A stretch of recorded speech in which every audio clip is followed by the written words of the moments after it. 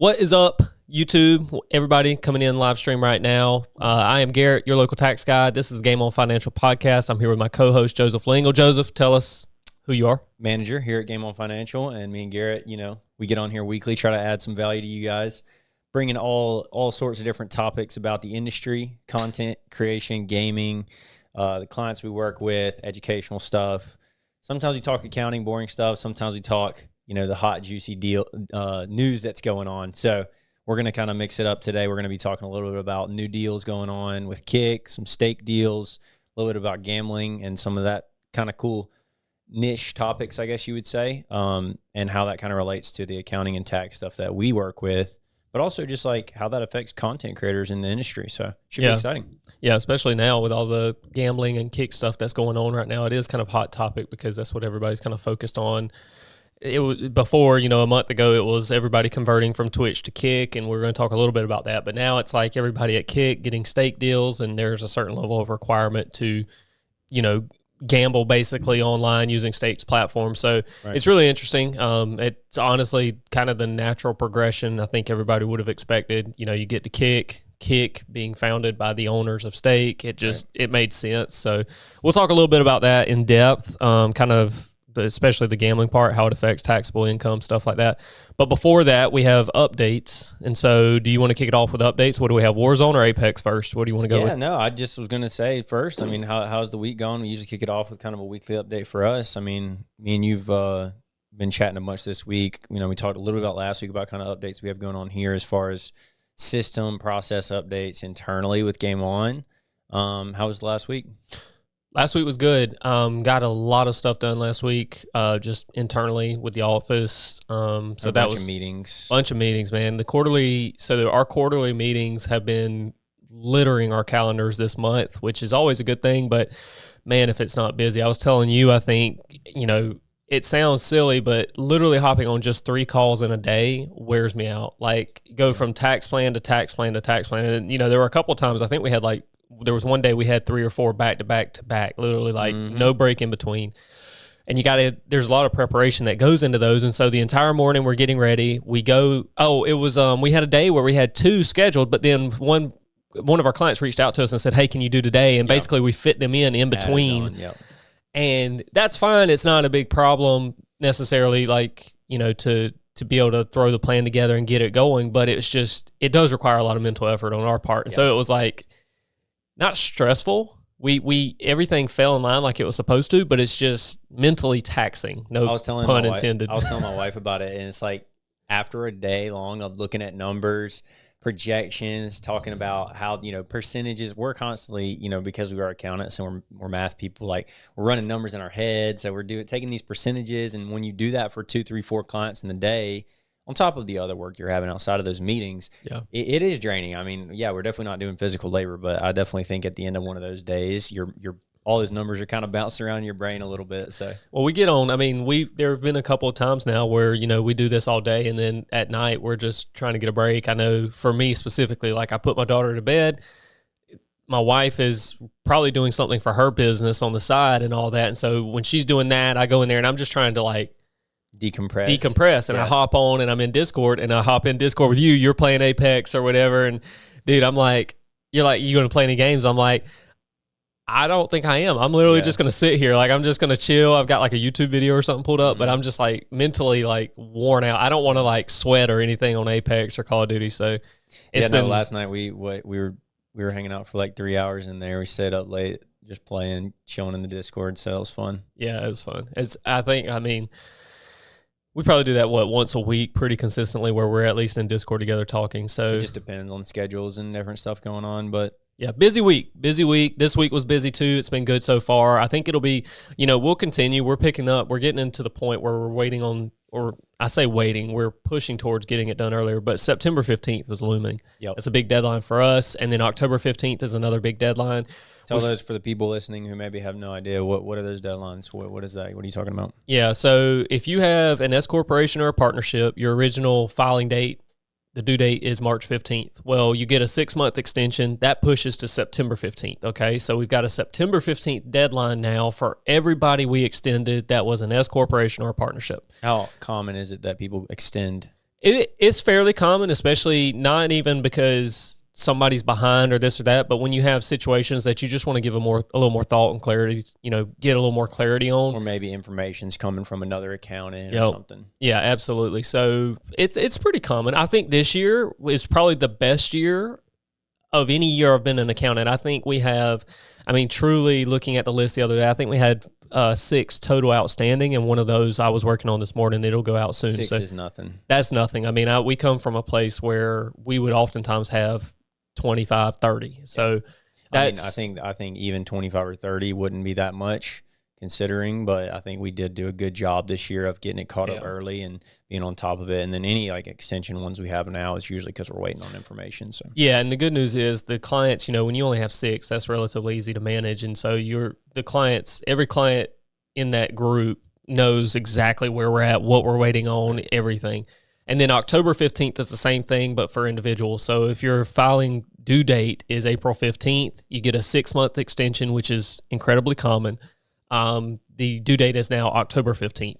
Now, that's the due date to file the return. I just want to throw this out here. Jamarian, you should clip this, cut that part out. But the filing date of the return is extended. That does not extend the due date of the payment. The due date of the payment is still 4/15. So if you owe tax, you have to pay that by April 15th, even if you extend your tax return. And you may say, Garrett, well, what if I don't know my tax because I'm not doing my tax return? How do I know what to pay? And that's where you pay what's called an extension tax payment. So when you go to extend the return, you make a payment with that, and it's just your best guess of what my tax is going to be. And so it's oftentimes a round number. Let's say we think your tax is going to be $4,797. We'll probably just make an extension payment of $5,000, call it a day, and then we'll do the return. We'll do the return later, and then obviously if that tax comes to fruition, that really is the tax due, we'll get a refund when we do file the return. So. Right.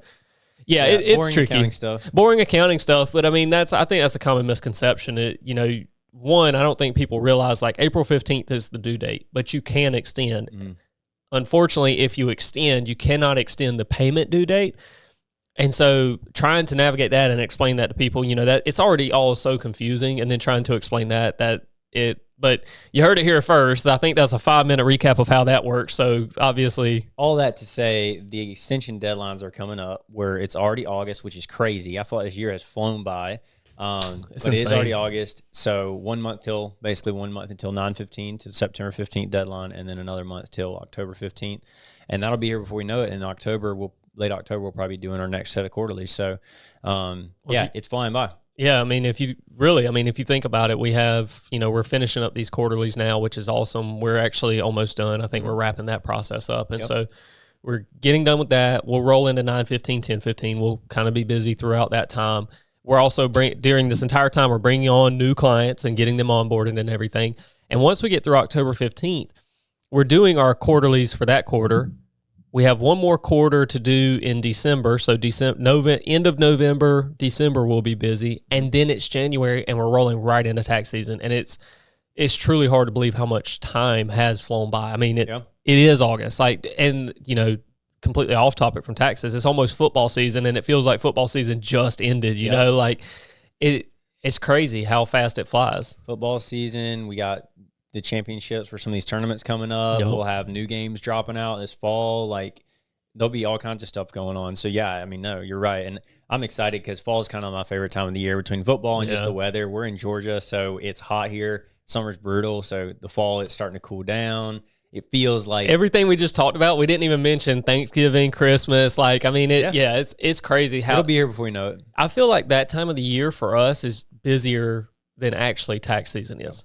Because tax season is very dedicated busy versus, and it's like the focus is directed, and we have a March 15th and April 15th deadline. Everybody knows what they're working on, and that's it. Mm-hmm. Versus Thanksgiving and Christmas, I'm pulled between business, multiple families trying to get around and traveling and all that. And that is more stressful to me than tax season is. And I don't know how you feel about it, but last year I was so stressed out during Christmas time because I was with my wife's family 5 hours away from our office. I'm trying to just fit in a little bit of work, Right. but I'm slammed. Like I'm trying to. Well, and usually that last 2 weeks of the year is actually pretty crucial time for our business because we are trying to get with clients to figure out, okay, what are your final numbers for the year? And then we like to run one last payroll at year end to get them paid in and make sure the payroll on the books is right. So there's actually like a good bit for us to do there at year end. It's busy. Yeah. And so on top of the travel and all that, the Christmas and New Year's. So it's, it'll be here before we know it. But yeah, I mean, only other two things I had mentioned kind of news updates besides the deadlines was, London for World Series of Warzone. That's happening in about a month. I think it's early September. And then Apex Champs is also in about a month. Yep. Which I think is also in Birmingham, maybe. I don't know. It's somewhere in the UK. Yeah. So that's exciting. Big tournaments coming up. I'm happy to see World Series of Warzone doing that because I think it's gotten a lot of people, the COD creators that kind of had a down year, back into the space. They're getting to compete, which is super exciting. Yeah. We have a couple clients that are kind of involved with that scene, and that's been really cool to see. Yeah, it's exciting. It feels a good, kind of lull for Call of Duty because we're in between. We're waiting on the new game, and then obviously COD Champs happened recently, and so that finishes up. Now we're in World Series of Warzone. We'll have the new game releasing here shortly. Hopefully that brings, the swell of new players and just kind of the new life to the title that just right now it just doesn't feel like it's there. And then for Apex, I mean, you've been on the Apex grind so much lately that, it is interesting to see like, all right, now it's time to dial into that. It's kind of like watching Scump and all those guys switch over to Apex. That's been reinvigorating, and it's nice to see because, you get so dialed into Call of Duty and stuff like that. And then Call of Duty, we've talked about this before on the podcast, but Call of Duty, as far as what we watch and stuff, that's been the core of kind of our, like, what we're interested in. And then also even with business, we have worked with a lot of Call of Duty creators. So yeah, that's kind of been the core, but I do think that it's been nice and refreshing to kind of work with other people, but also be interested in other things, other games and stuff like that. So yeah, absolutely. Outside of that, other new games, I mean, there's not really much on the horizon that I'm super stoked for. I know X Defiant, I'm super stoked for X Defiant. Yeah, I forget about X Defiant. That one should be good. I haven't kept up with that or the scene, and I think just going from COD to Apex, I feel like I've almost taken a break altogether, just focused on like what we're doing here because I mean, during tax season, we grinded, comp and Call of Duty. And then, we made the brief switch to Apex. You went full on with it. I went to Diablo. And now I'm like. You're gamed out a little bit? I'm gamed out. Yeah. I'm just, I don't know. I feel like nothing went live a little bit. Yeah. I feel like just nothing. It's going to sound dumb, but there's no good games out. There are. And I understand that like everybody has their own thing. But for me right now, I'm just not, there's nothing I'm like, oh my God, I can't wait to get home and play this or whatever, So. It's been good, but I haven't really thought about X Defiant that much. That'll be a big drop, I think. I think it'll be fun, yeah. And from what I've heard about it, might fall in the same time frame we're talking about a month from now. I think end of August, early September, I think is probably when they're going to launch. I definitely see that. I see people switching over and grinding that, to be honest. So yeah, it'll be a good time. It'll be good timing too because we have a little while till Modern Warfare 3. So. Exactly. But yeah, I mean, enough for the news. I guess we can kind of jump into the topics for today. So I guess to kick us off, kick deals, right? That's 2 puns in one podcast. That's pretty good so far. We talked a little bit about this. We have another episode, one of our first few episodes, I think probably episode 2 or 3, was talking about the XQC deal, right? Yep. $100 million got announced over 2 years. This was groundbreaking for the industry, but also just, I mean, these are numbers that not a lot of people are making. And we talked a little bit about that and the impact that would have on the live streaming space specifically. And, since then, we talked about some of the kind of the downfalls of Kick and some of the struggles they were going to have. And since then, they've really made leaps and bounds that we're talking about probably about 2 months ago now, at least 2 months ago. They've really made leaps and bounds to kind of make updates, make changes for mobile, make changes with creators. And a lot of creators have gotten a deal to stream on that platform. Now, obviously no numbers necessarily announced, but we've seen them come out a lot with, announcing creators. The goal here today, I think, is just to talk a little about what that looks like, what the target audience is, and just tackle some of these questions on kind of how Kick's doing and then like what kind of some of their goals are. Yeah, I mean, I think the big mystery, just to hit on that last part, is I don't think anybody knows how Kick is doing from their end outside of what they've told us, which is really well. We have The only, I think, suspicion there is like they're still relatively new to the scene. I mean, they're still very new to the scene, Very new, yep. given context. But I mean, they seem to be doing well enough to be making updates, like you said. I mean, they're constantly. They updated their clips editor, which was awesome. But then iOS mobile dropped, so now you can gift subs. So, and that was like last night or the night before. I mean, it was literally recently, and so which is a big deal because we actually even have some creators that we work with that were kind of struggling because you weren't able to gift subs from mobile, which a lot of people watch live streaming from their mobile device. So now it's like if they're not able to gift, people would think, well, they could just go watch it online and gift there. Like people aren't going to do that, and so it was actually affecting people's income. And it's a big deal when that 90-10 split or 95-5 split for Kick subs can be a large portion of their income. Yeah, absolutely. So, I mean, that's huge. They're doing great things. As far as signing creators, I mean, that's really, you talk about putting your money where your mouth is. Like making all these updates is good. That's quality of life. And I think if you want to grow the platform, you're going to have to do that because right now Twitch just has those natively. Right. Even YouTube and these other platforms, they have those things. And so you're going to have to do that. And everybody's been forgiving up to this point because Kick is new. So they're fixing that. It's good to see that they're delivering on it. In addition to that, again, money where your mouth is, Eddie came out and he basically said, and I think this is what you wanted to talk about a little bit was, somebody criticized them, like how many deals or whatever's really out there. What it started was with them questioning it about the XQC deal. They were like, oh, this was a complete waste. It was a one-off. They were saying he was streaming a lot still on Twitch, and so they're like, this doesn't make sense. Now, that person may not have been aware that it's probably based on how many hours he does stream on Kick. It's probably not a flat rate. It's probably hourly. But regardless, they were criticizing it. And his response, to let you kind of finish it off, but his response was in response to that. Yeah, absolutely. I mean, and then Eddie came out and said, like, no, this is just the beginning. I mean, we have the tweet pulled up. I wish we had J-Man here so we could pull the tweet up on the screen. But he first started with X as a true flagship of the streaming industry, which, of course, he is 100%. There's other people. I mean, you can say what you want about Aiden Ross and other people. Who was the other one? Bruce Dropomoff. Like those guys, maybe even more controversial takes, but they carry a large audience and they are core to what Twitch was doing previously. Kai. And so people like that will continue to be targeted by Kick because they are flagships to the streaming space. And that's the content people want to see. So I think he nails that on the head. And then he says there's definitely 100 $1 million deals up for grabs. And he says definitely. There's definitely. So that's 100 of those $1 million deals up for grabs.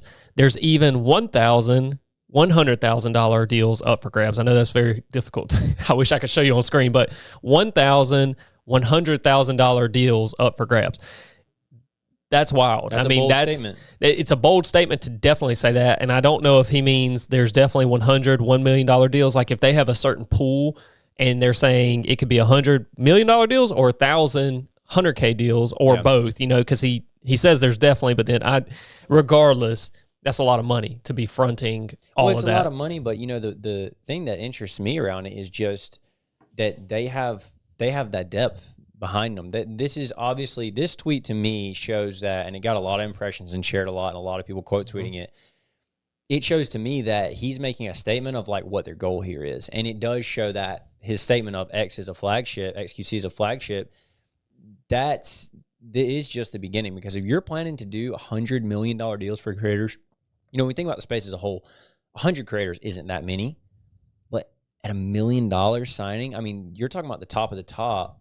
And now they're getting paid $1 million just to stream on the platform. And I'm assuming this is for 1 year. Yeah, I mean XQC's deal was for 2 years, and even if it's two, it's a even if it's deal, 2, yeah. But that's crazy, and so I think this is really groundbreaking information, and I think the people who understand the industry and saw it, they kind of realized what it meant. But I think there's a lot of creators that, man, like if I was them, and then there is some people doing it, like grinding for these contracts because this could be life changing. You're talking about.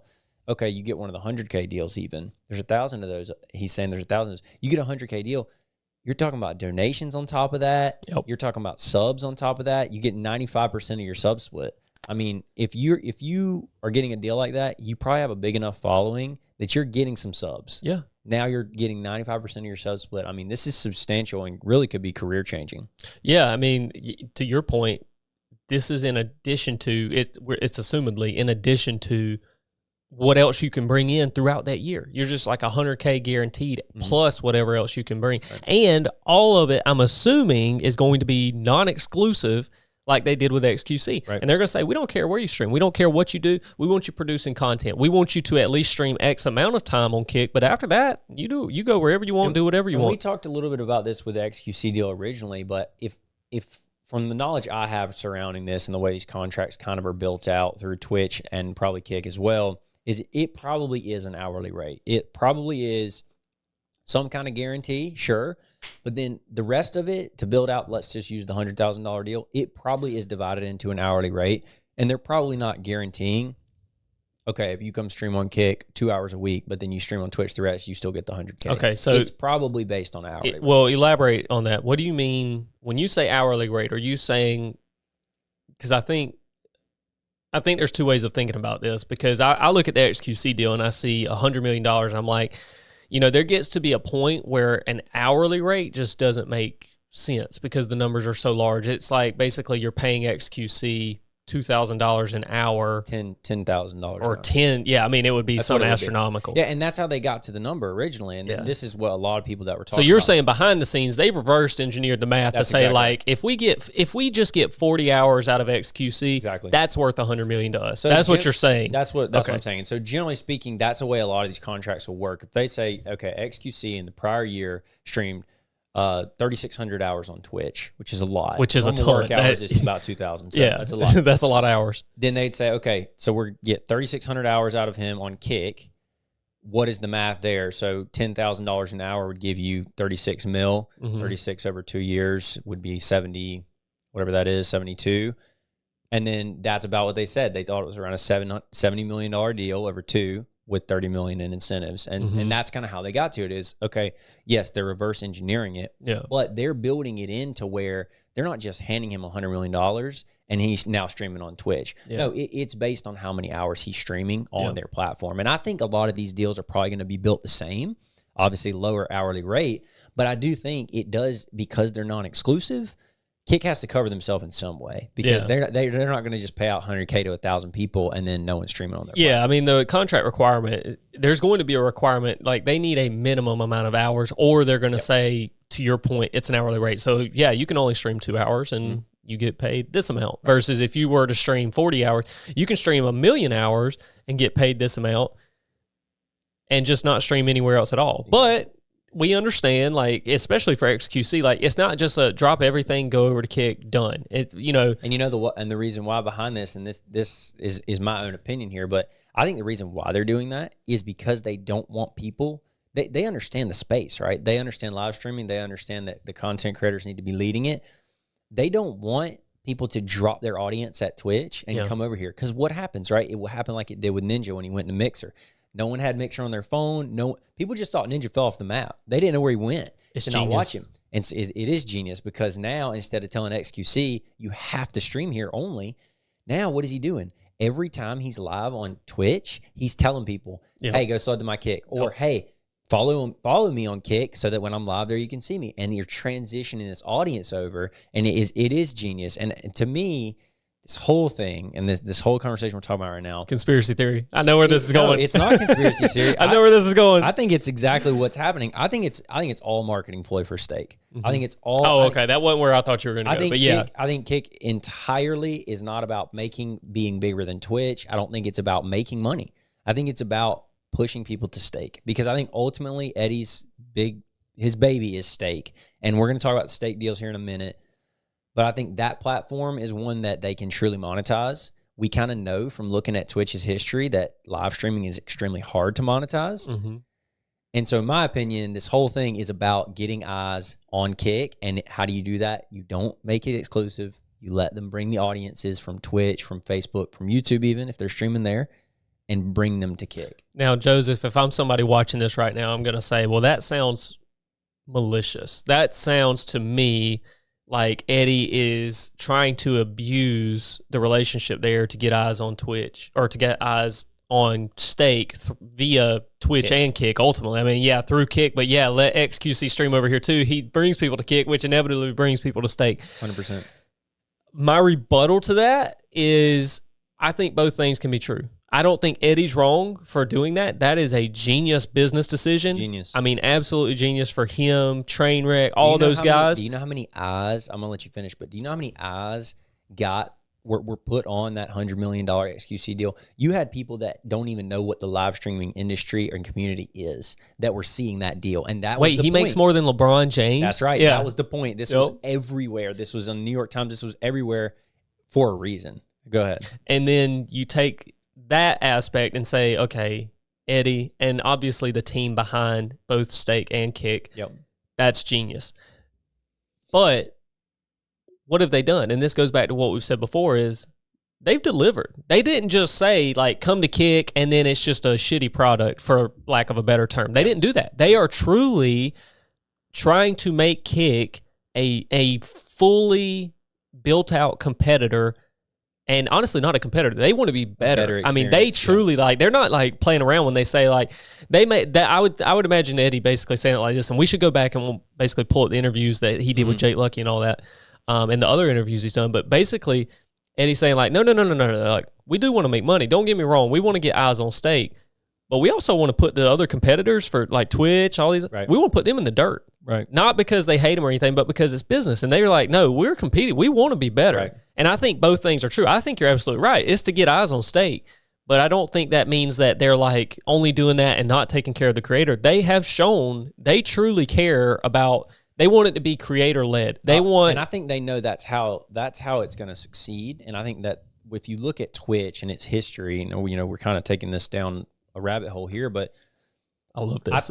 I think they know why Twitch has had its failures and why it hasn't succeeded to the ultimate. And there's the whole back end of its advertising system and how it monetizes is flawed truly at its core.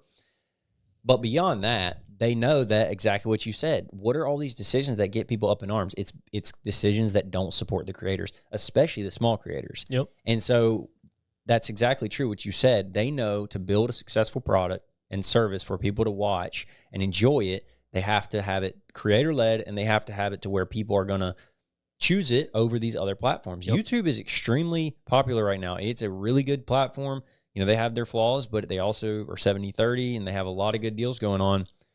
But Kick's doing more. And numbers like these, 1,000, 100K deals, that gets people's ears to perk up. Mm-hmm. And so I think while, yes, these types of statements are broad and they're to get eyes on it, and maybe it's a marketing ploy for Stake, like I said, I do think Kick is really trying to be a good streaming platform that is going to take over. Yeah, absolutely. And I think both things can be true. And I don't think Eddie and the team behind them, I don't think that's malicious at all. I think it's a genius business decision. Right.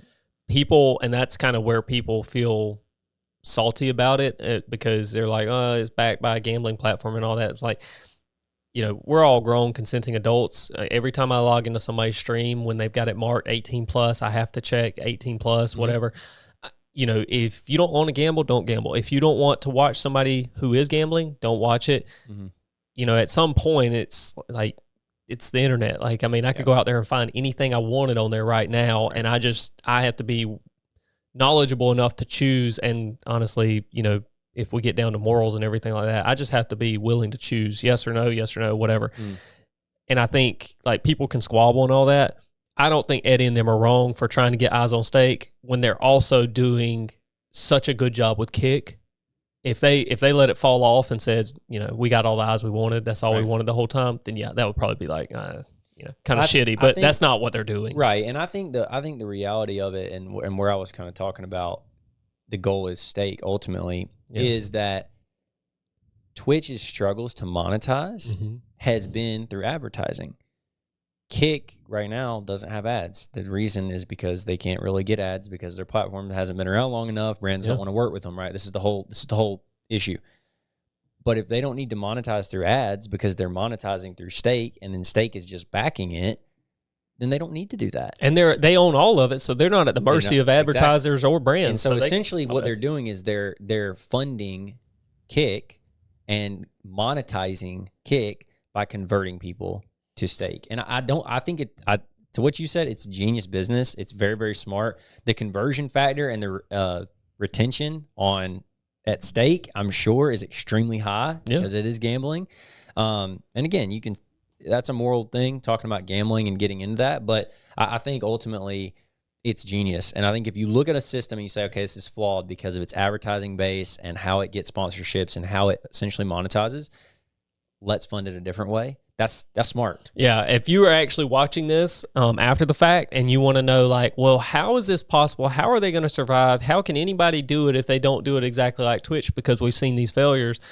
Well, this is where we come in, because the business and the economics behind it, if there's nobody better qualified to speak to that than us. And this is just, you can approach things different ways, have different fundings, all this. Like, you don't always need the backing of advertisers and stuff like that. It's like, and we've seen a lot of businesses, especially huge businesses, really do well by changing how things are done. This is what game changers do. This is literally, and this is why it's so like, well, how can they do that? You know, everybody's still like, how can they afford that? With Amazon, right? It's like, what do you mean you're going to ship it next day to people's house and get it no matter what it is? It's like, oh, we're going to do it. You know, what have they done? They've completely transformed how the world works. And there's people that don't even go to the store anymore because they can just get it next day. I don't.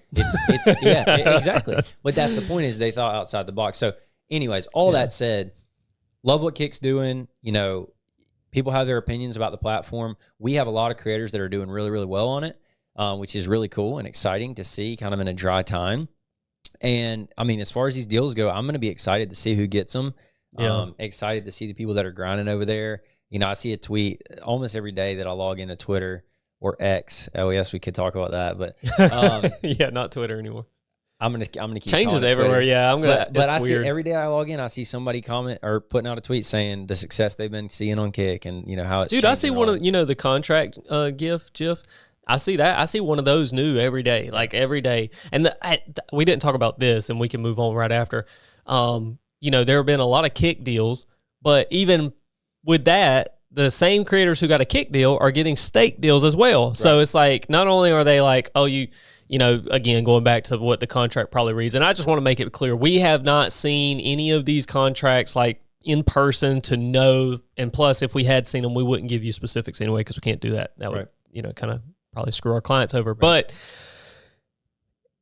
you get a Kick deal and it says, okay, we need at least 20 hours from you on Kick. You can stream wherever you want. The more hours, the better the payout, but we need at least 20, whatever. Same for stake. It's like, okay, when you're streaming on Kick, of those, you know, you have, let's say we need 20 hours to be gambling streams on stake. And stake comes out and says, we'll give you the currency to do it. Just, we need you to stream X amount of, you know.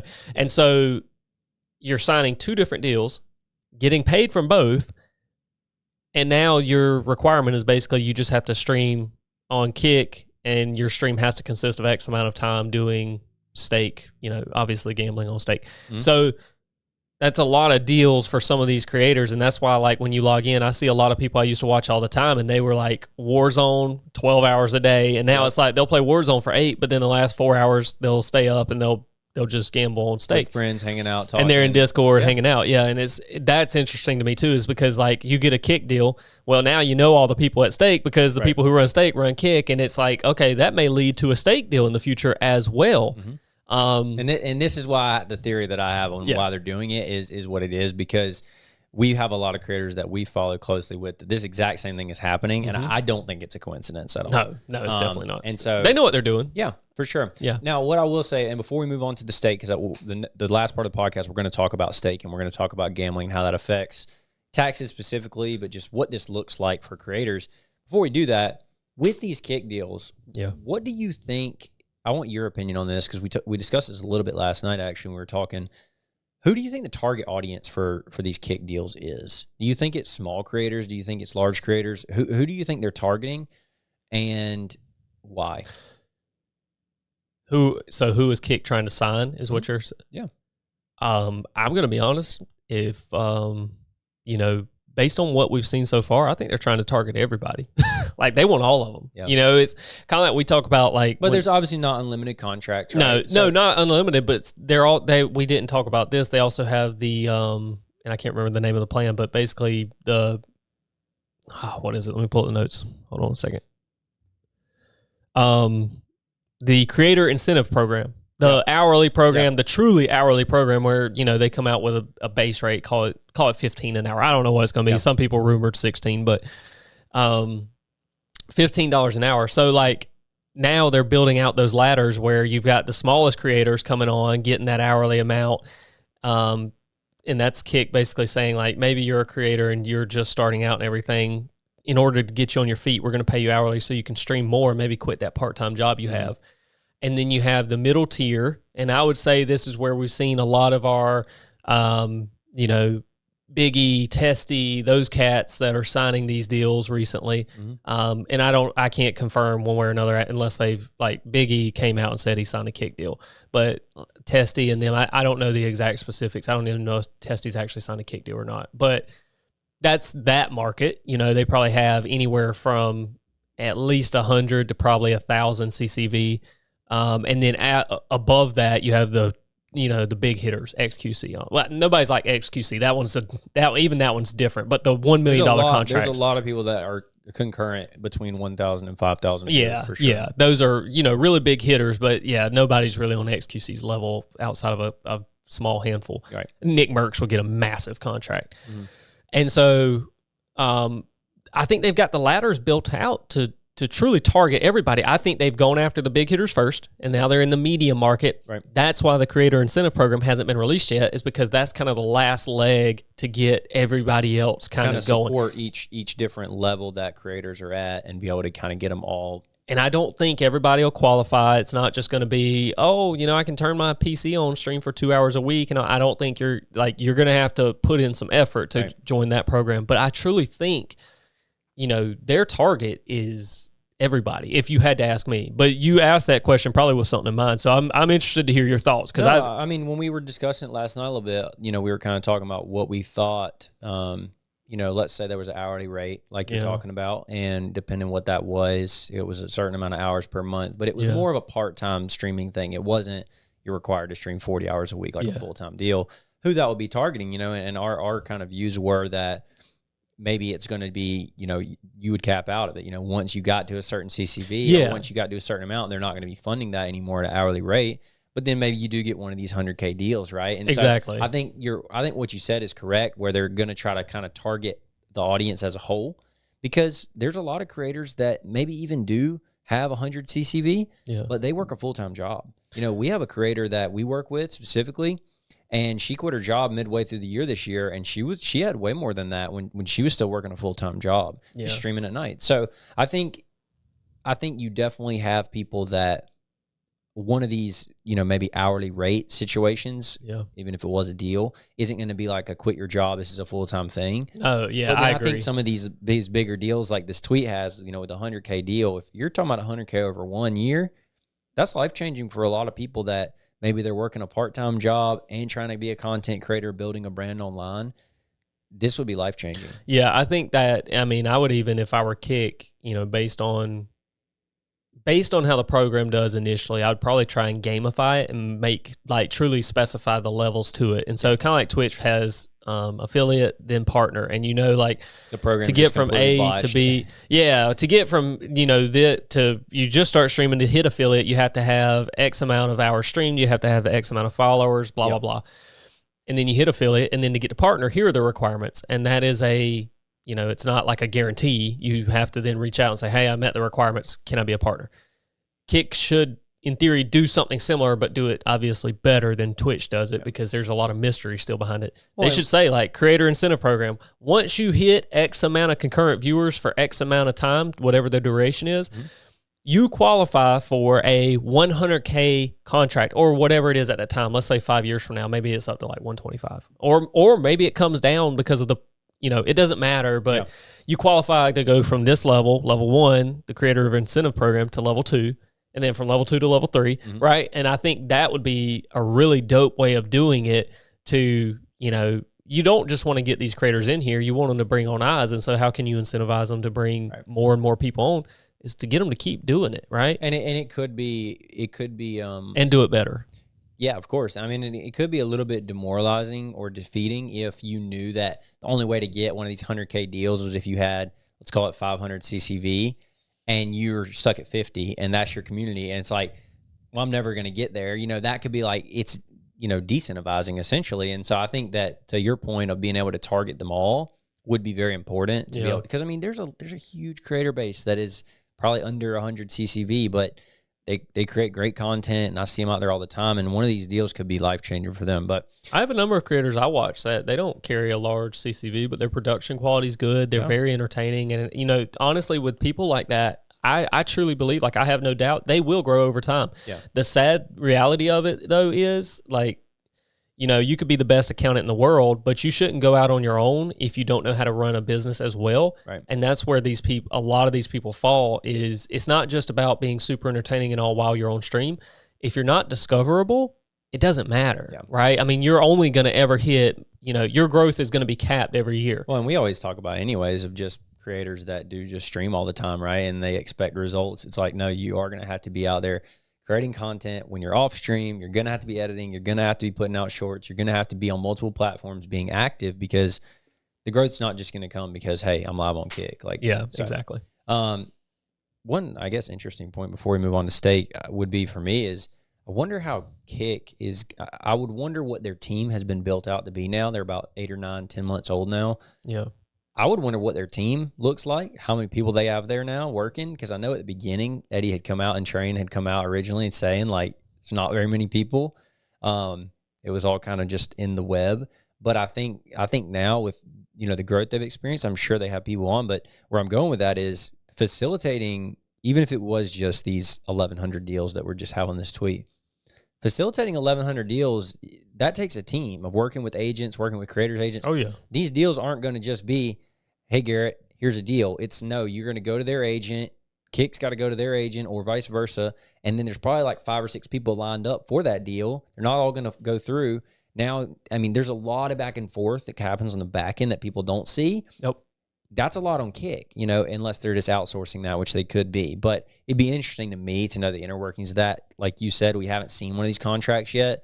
None of our creators have gotten one, but it will be interesting to see how Kick does with facilitating that. Well, I know Twitch, to your point about affiliate and partner and all that, that's where they dropped the ball. Was they were hard to work with, hard to get the support in general is terrible. Because I mean, and obviously layoffs happen, but there's people that were partnered that were getting just not getting responses on stuff, not getting payouts, not getting sub splits they were supposed to be getting. So anyways, it'd be interesting as they're experiencing fast growth, how they take that on, and then how the deals kind of work with agents and all. Well, if you talk about 100 $1 million deals, let's say they did one a day, that's 100 days. And that's obviously going to take up some time throughout the day. So just 100 days alone, that's a third of your year.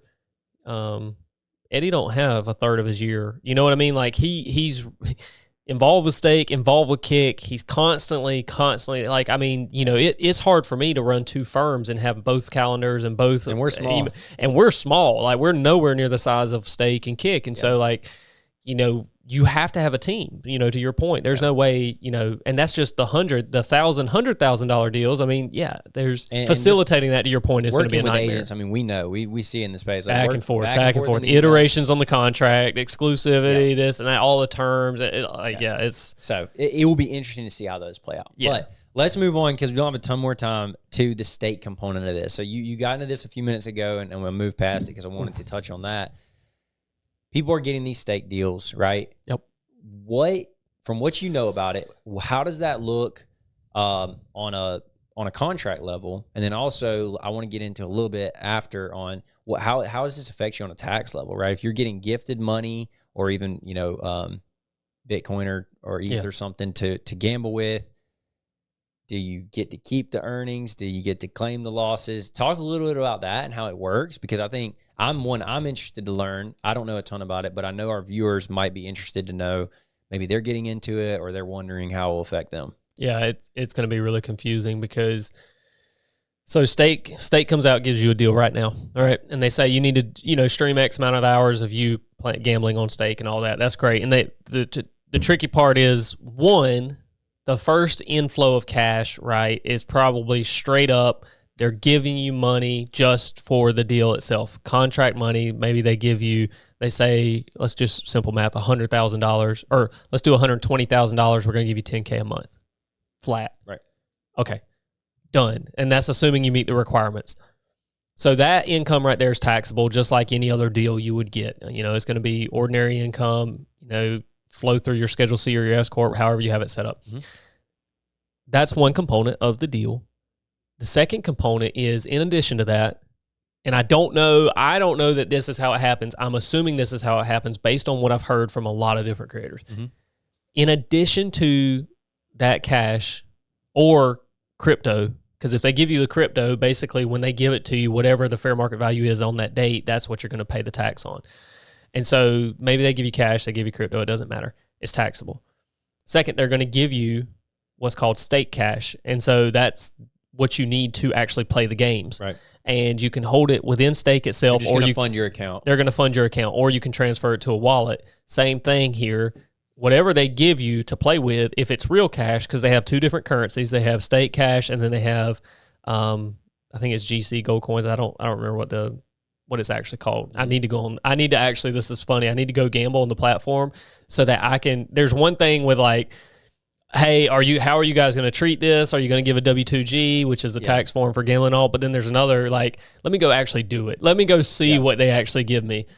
And I'll have to do it. Well, I have a good feeling we're gonna experience this come tax season for sure. Oh well, we're gonna have way more than we could probably ask for. But so let's assume they give you stake cash, the real money, and when they give you that, taxable right then, because they're giving you that to play with. I'm operating under the assumption they're gonna let you keep it. If you lose it, you lose it. But whenever they fund your account and they give you cash equivalent, taxable. Right. When they give it to you, fair market value if it's in crypto. Even though they're requiring you to gamble with it, it's money that you had that you didn't have before. Right. And so once it's disposable and it's yours, like if they gave it to you and they say you cannot pull the money out, then that changes things a little bit. But if they give it to you and say gamble with it, we don't care, do it. They know you're going to gamble with it. But anyway, that's the second component. The third component and the final component are the actual gambling winnings, right? So whether you use their money or you put your own money in, and this is on the actual money, not the, GC that doesn't count for anything. We don't care about that. The actual money they give you to play with, or the money you put in there. When you play, if you have winnings, that's income on your 1040, and that's going to be taxed at ordinary income rates. If you have losses, you can only deduct the losses to the extent of winnings, and it goes on Schedule A, miscellaneous itemized deductions, which are pretty much gone. But that component is going to be tricky as well. The reason I wanted to talk about it was you, have three different things of income, right? There are three different pieces to track. And to complicate it further, it's all in crypto, which is going to be at the fair market value of when you receive it. And so it's in your wallet. If it's not a one-to-one conversion to US dollars, it's going to be really annoying to track that. Like Ethereum or something like that that's different. Yeah, or Bitcoin, whatever it is. So there's that component. The second really tricky component is, I guarantee you at the end of the year, Stake is not going to give our domestic creators or domestic gamblers, you don't even have to be a creator at this point. If you don't have a contract, and not me or you, we don't have a contract, we just go in there and we just gamble. Right. Stake is not going to issue us a W-2G. I promise you. I would be willing to bet good money because I've looked into it. I've been on the website. I asked support. Well, and you're talking about millions of people probably that are on their website that you would have to file for. And I don't know if that's a requirement Stake is just neglecting. I don't know. I can't speak to that. But I can say I'd be willing to bet we're not going to get a W-2G. And if that happens, you're still required by the IRS to report it correctly, but it makes it much more difficult because if they, go back and track it and figure out what you put in and what you got out and when you won and when you didn't. You go to Vegas and all that, and you you go to any of the casinos, anything like that, whatever your winnings are. If it's over $1,000, it depends on games and stuff like that. But generally speaking, if it's over $1,000, they're going to give you a W-2G. Right. That's what you report on your tax return. Speaking of Vegas. Yeah, speaking of Vegas, we'll get to that in a minute. Yeah, gambling on the company car. It might be. But this is going to make for a very, very messy situation, and we haven't even touched a content creator's actual content earnings. This is just everything that's happening through Stake. Yeah, let me ask you this. So you made a comment there, or a claim that you don't think for general users of the platform Stake that they're going to get a W-2G. I don't think for any users. Well, so then my question furthermore would be, if there's a contract in place where it's saying, let's just say it's a $30,000 deal. Mm-hmm. We're going to give you $30K value. It's in Bitcoin or whatever it's in, but we're giving you 30K value that you're going to gamble with. You're required to gamble this money, whatever. Do you not think that they will be filing forms for those people who have a contract? The contract will be reported on Form 1099. I'd be willing to bet those contract earnings because you're serving them as a contractor. But gambling, you're talking about is the gonna be net different. effect of the gambling, like the actual net gain or loss. What that happens is what goes on the W2G. Yes, that'll go on the W2G. But the with you. contract income itself, and this is why it's so tricky, is because in a perfect world, the way I'm thinking through this, because I don't know that they're going to do any of this. I don't know what, that's the tricky part, is I don't know what they're going to do yet. Yeah, exactly. I would say in a perfect world, you sign a contract, they say, Joseph, we're going to give you 30K just flat for doing this for us, right? We have a requirement. You have to stream X amount of time. To is that 30K would be in their account on stake. Now, see, yeah, that's still the thing. A signed deal. It's like it's signed. Yeah, if they provide it in stake cash, then yeah, it's still. I would imagine that should, in theory, go on a 1099. Okay. Then whatever you do with the 30, if you gamble it and you have winnings, those winnings should go on a W2G because the winnings are in addition to the 30, right? Yeah. So that's the part you're saying you don't think will happen. No, I don't think it'll happen. Well, I don't know that they'll do the 1099. I don't know what they're going to do. I'm not hating on them or anything. I'm not telling you what they are required to do by law because I'm not their CPA. I'm telling you, in a perfect world, this is what I see should happen, and I don't know what's going to happen. Well, and these types of things that we're talking about right now and kind of spitballing in our head about is what happens when there's something new, right? And gambling obviously is not new. Gambling online is not even new, but stake is relatively new with the kit creators coming into it and all. I mean, stake's been around for a little bit now, but I do think you will see, and we'll probably learn, honestly, and we'll probably have an update episode. We might even put a YouTube video out about exactly how to treat this as it happens, but it's new. We're seeing it happen a lot with people in our industry, and so I think that's where it's going to be us trying to figure out how exactly we need to treat it. And where this gets really complicated is, if I'm not mistaken, Stake is an Australian-based company with a U.S.-based. They have Stake. If you go online, you can go to Stake, but there's also Stake. It's like stake.us, which is that's where you want to gamble in the U.S. That's where, if you go watch a content creator on Kick right now, assuming they're domestic in the States, that's the website they're going to be on, which is Stake US. And the reason they have to do that is because every country has different laws. One of the laws in the U.S. is if you have X amount of earnings over a certain amount, you got to file a W-2G. And so I've gone through support. I don't know what they're going to do. I don't know how it's going to shake out. It'll be very interesting.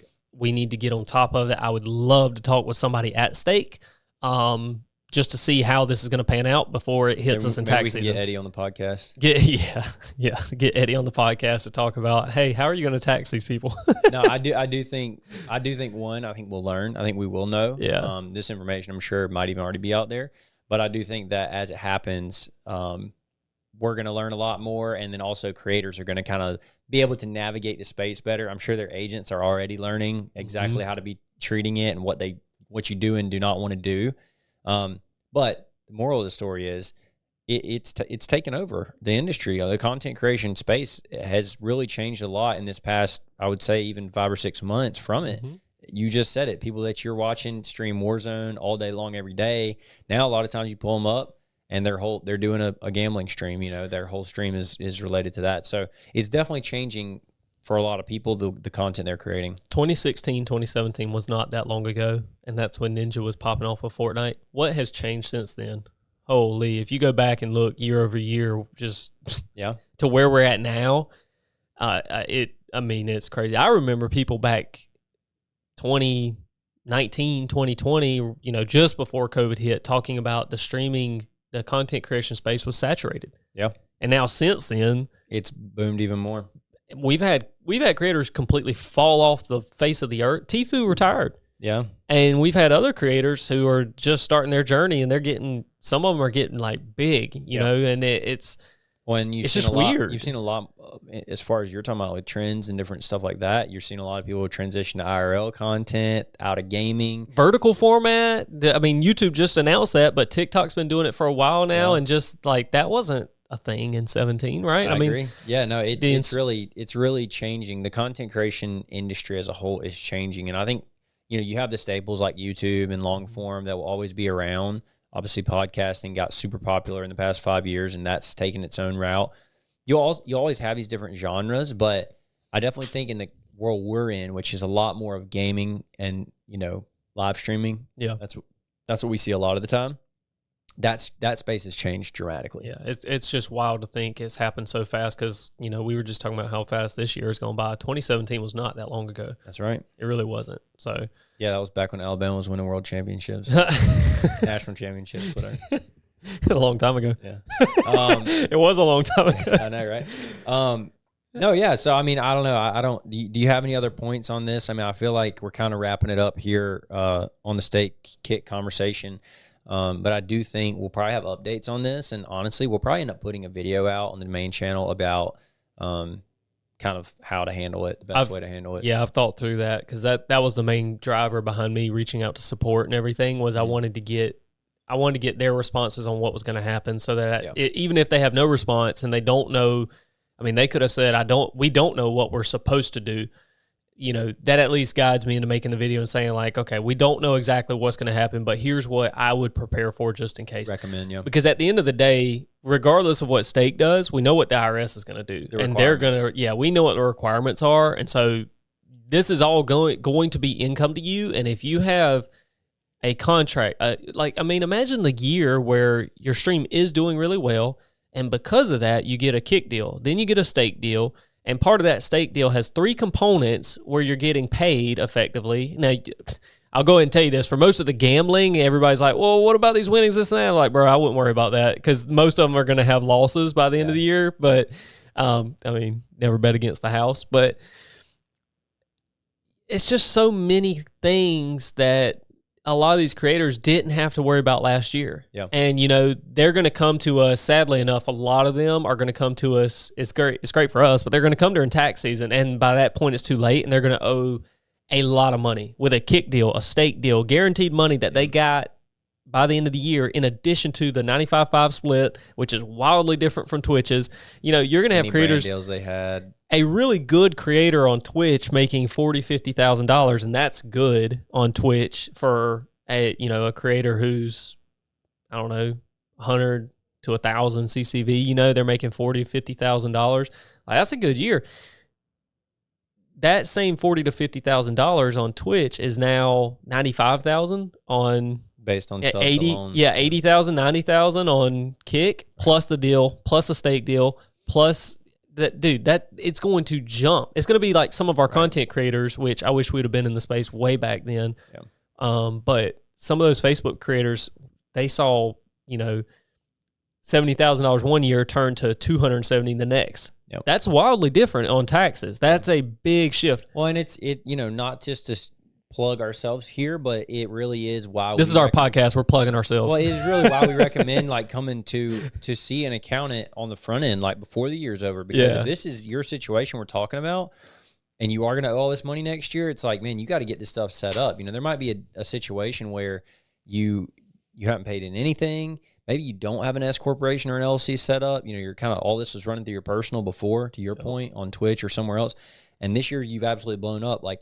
You need to be seeing somebody before year end to get you set up. And so that's what we're here for. That's what we love doing is, seeing these complex situations and kind of simplifying them and making it easy on the creators. But, I think it's exciting. I think it's really, really cool. We love competition. I'm competitive in general, so I love competition that way, but I love competition in the space because it makes people better. Yep. I think Twitch isn't going anywhere per se. I think there's still going to be a lot of people that use Twitch. And so to have a competitor that is growing and doing well and people are leaving, it's going to make Twitch step up their game too. And so it's exciting. It's super exciting. Yeah, I love it. I love the industry as it is right now is great. I'm interested to see how it'll be in a year or 2 years because like we talked about, it's changed so much just in the past 6 or 7. But definitely, I think it's awesome. I'm super excited about what the things that Kick is doing. I think it's driving change among Twitch, YouTube. I hope they just keep their foot on the pedal and keep, like I said earlier in the show, keep putting their money where their mouth is and delivering. And I think they will. They proved that so far, which is cool. I know I talked to Creator last week. And he said, I was skeptical at first, Yep. but I'm making the switch because, he was a Facebook creator. His Facebook deal was done. He's like, well, I got nothing to lose, and I think I can make up the difference of the contract in the sub split. So It's exciting. We'll see where it goes. But you got anything else for us before we wrap this one up? I don't think we had anything else written down, but right at an hour and 2 minutes. We've been staying pretty well on topic. I think the only one that went way over was with Melanie a couple weeks ago. So we know y'all don't want to listen to us for longer than an hour, so we're trying to keep them short. Yeah, but no, I don't have anything else. If you've watched this long, and Jamarian, you could put this anywhere else in the shorts, but don't forget, like, subscribe, comment if there's anything you want to know from us, and also comment anything that you think could be done better with our podcast. This is episode number 10, so I think the podcast has dramatically improved to this point from day one, but we obviously know there are a lot of things we could do to get better. So yeah, and any topics or anything like that, drop them in the comments. We want to have guests on soon, so we're gonna be working on that. But any topics you guys want to know more about, anything like that, we want to cover them. So definitely do that. Like, subscribe, and shout out podcast episode number 10. We did it for 10 straight weeks. I'm super proud of that, but we're going for episode number 100. So when we get there, we'll celebrate again. Until then, we appreciate you watching. I'm your local tax guy. That's Joseph. And am I just going to call you the content accountant now? I don't know. Should I just, doesn't matter. Do we have a username? But yeah, this is GOF Podcast. Thank you for tuning in. See you next time. See you next time.